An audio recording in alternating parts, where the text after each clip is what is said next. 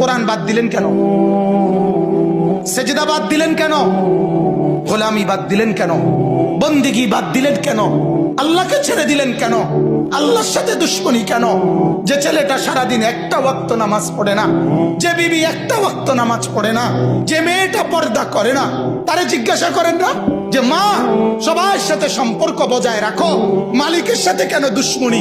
আল্লাহর লগে কি নারাজি হইলা? আল্লাহর সাথে কি দুশ্মনী? আল্লাহর লগে কেন রাগ করলা? কেন রাগ করলা? এই বাপ, তোমরা যারা সেজদা করো না, তোমরা বলো না বাজান, বলো না এই দরদি ভাই চিৎকার করে বললাম, তুমি যদি বলো তোমার পায়ে ধরতে, আমি পায়ে ধরতে রাজি। তুমি যদি বলো তোমারে জড়িয়ে ধরে কাঁদতে, আমি কাঁদতে রাজি। তুমি বলো কেন আল্লাহর সাথে রাগ করলাম? কেন আল্লাহর সাথে রাগ করলাম? কেন আল্লাহর সাথে নারাজ হইলা? কেন সেজদা কপালে জুটলো?